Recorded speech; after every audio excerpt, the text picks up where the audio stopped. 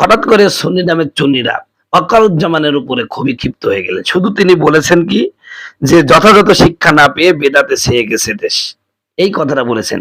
তাই সুন্নিরা রেগে গেছেন। দেখেন ভিডিওটা, তারপরে কথা বলবো ইনশাল্লাহ। বেদাতের অনুসরণ করি, বেদাতে ছেয়ে গেছে এদেশ।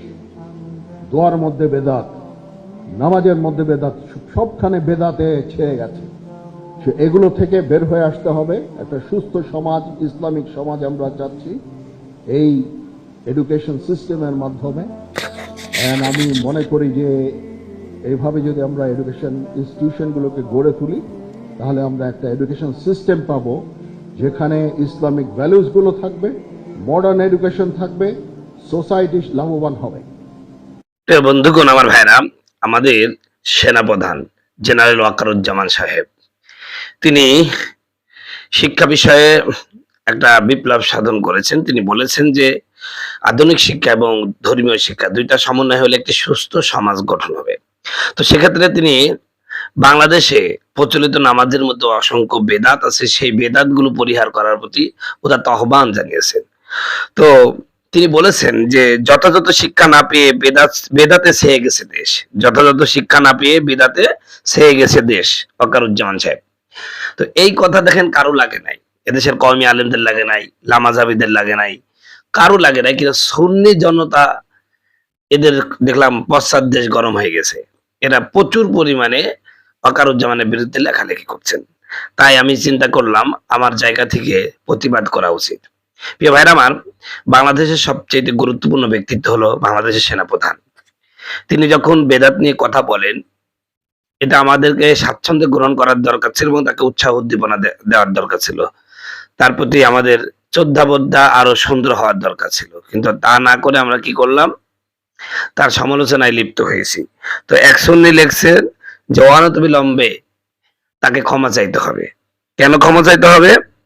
তিনি বলছেন, নাম হলো আব্দুল সালাম। উনি বলছেন সেনাবাহিনী প্রধানের দায়িত্ব সুন্নাত বেদাত নয়, দেশের স্বাধীনতা, সার্বভৌমত্ব, জাতীয় নিরাপত্তা নিশ্চিত করা। এই সুন্নি নামের চুন্নি, ইনি এই চুন্নি বলছে যে সেনাবাহিনী প্রধানের দায়িত্ব সুন্নাত বেদাত নয়, দেশের স্বাধীনতা, সার্বভৌমত্ব, জাতীয় নিরাপত্তা নিশ্চিত করা। এবার আমি এই কথাটার একটু ব্যাখ্যা আমি আপনাদেরকে দিয়ে আপনারা একটু ভালো করে শুনবেন ভাই। সেনা প্রধান হওয়ার আগে তিনি কিন্তু একজন মুসলিম। সেনাপ্রধান হওয়ার আগে তিনি একজন মুসলিম। রাষ্ট্রীয় দায়িত্ব, পেশাগত পরিচয় ও পদমর্যাদা অবশ্যই গুরুত্বপূর্ণ, কিন্তু একজন মুসলিমের সবচেয়ে বড় পরিচয় হলো তিনি আল্লাহর বান্দা এবং রাসূল সাল্লাল্লাহু আলাইহি ওয়াসাল্লামের উম্মত। তাই একজন মুসলিমের জন্য ফরজ, সুন্নাহ, বেদাত ও ইসলামের মৌলিক বিধান সম্পর্কে জানা এবং তা মেনে চলা অত্যন্ত গুরুত্বপূর্ণ। তার পেশাগত দায়িত্ব এক বিষয়, আর ব্যক্তিগত জীবনে একজন মুসলিম হিসেবে তার ঈমান, তারপরে আমল, চলাফেরা ও জীবনযাত্রা আরেক বিষয়। দেশের প্রতি দায়িত্ব আনুগত্য অবশ্যই থাকবে, তবে একজন ইমানদার মুসলিমের জীবনে ইসলামের বিধান ও সুন্নাহর প্রতিফলন থাকা স্বাভাবিক। কারণ পদ বা পেশা পরিবর্তিত হতে পারে, কিন্তু একজন মুমিনের ইসলাম তার জীবনে অবিচ্ছেদ্য পরিচয়। দেশের দায়িত্ব পালন করবেন একজন সেনাপ্রধান হিসাবে, আর জীবন পরিচালনা করবেন একজন মুসলিম হিসাবে। দুই পরিচয়ের মধ্যে কোনো বিরোধ থাকার কোনো কথা নাই, আছে নাকি? কোনো কথা নাই। তো এই সুন্নিকে বলবো যে নিজেদের প্রতি এটা নিলেন কেন? তার মানে আপনারা বেদাতের মধ্যে আছেন। এই সুন্নি মাজার পূজারীরা বেদাতের মধ্যে আছে, নিশ্চিত বেদাতের মধ্যে আছে বলেই কথা বলছেন। ভাইরা, মানে সেনাপ্রধান ভুল বলেননি, দেশে বেদাতের শেষ নাই। ওয়াহাবি, সালাফি, লামাজাবি কওমিদের মধ্যে বেদাতের শেষ আছে, তিনি সত্যিই বলেছেন। আবেগী সুন্নিরা নিজের দিকে টানছে কেন? এটাই কথা, আপনারা টানছেন কেন? অন্য তো কারো লাগে না। আরেকটা হুজুর, এর নাম হলো কি এমদাদুল হক, ইনিও সুন্নি নামে সুন্নি। এই সুন্নি নামে সুন্নি, তিনি বলছেন যে বাংলাদেশের মুসলমানদের মধ্যে 99% অধিক হানাফি মাযহাবের অনুসারী। নামাজে বেদাত বলে সেনাপ্রধান মুসলমানদের বিশ্বাসে আঘাত করেছেন, বিধায় তার ক্ষমা চাওয়া উচিত। নাউজুবিল্লাহ। ইনি তো হানাফি মাযহাবের মিথ্যা অপবাদ দিলেন, এই এমদাদুল হক মাওলানা। এই মাওলানা, তার মানে তিনি এই যে লামাজাবিরা বলে থাকেন যে হানাফি মাযহাবের মধ্যে বেদাত আছে, নামাজের মধ্যে বেদাত আছে, এটা তো দেখছি প্রতিস্থাপন করে দিলেন। আসলে হানাফি মাযহাব সম্পর্কে জানে না। হানাফি মাযহাবের নামাজে কোনো বেদাত নাই, আলহামদুলিল্লাহ। অতএব সেনাপ্রধানের কথায় আমাদের রাগ করার দরকার নেই। তিনি ভালো কথাই বলেছেন, তার কথার সাথে আমরা একমত।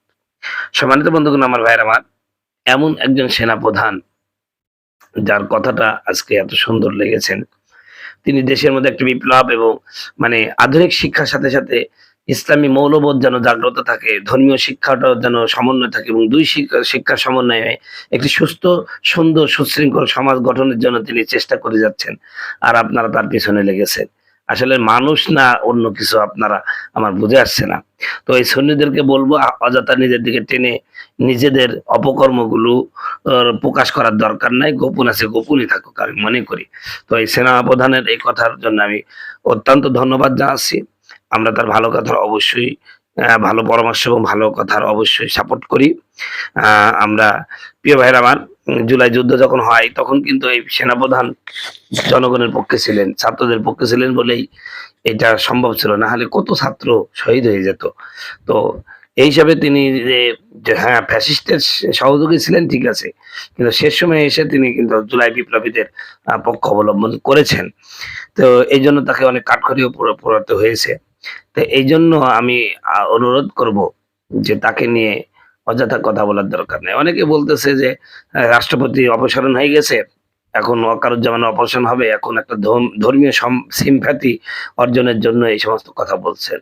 এটা তো আমরা মনের মধ্যে ঢোকে নাই। যদি এটা হয় তাহলে, যদি অভিনয় হয় এক সময় অবশ্যই ধরা খাবে।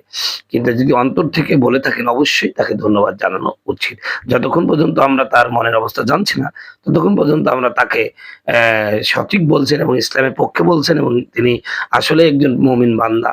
আর মুমিন কখনো মানুষকে ধোঁকা দিতে পারে না।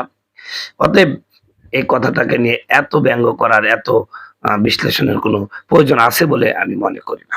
আপনারা যে মাহফিলে আসলেন, নিশ্চিত এখানেও কিছু লাভ আছে। এই লাভটা জানলে আপনাদের মাহফিলে আসতে খুব সুবিধা হবে। কথা বলুন ঠিক কিনা? 1 মিনিটে জেনে নি এই মাহফিলে যে আসছেন ভাই, এই মাহফিলেও লাভ আছে। কেমন লাভ? একটা কথা বলে দেই আপনাদেরকে। সম্মানিত বন্ধুগণ, আমার ভাইয়ের আমার, আপনারা এশার নামাজ তো পড়েছেন ইনশাল্লাহ।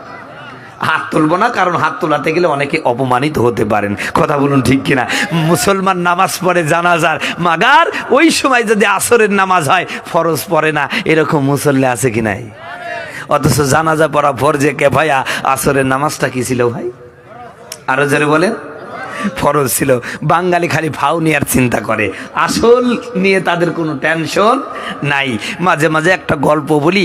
আমরা যখন ছোট্ট ছিলাম তখন 100 গ্রাম তেলের বোতলে মা সরিষার তেল আনতে পাঠাতো। কথা বলুন ঠিক কিনা? কাছের বোতলের নিচে কিন্তু এরকম ঘেপু থাকে।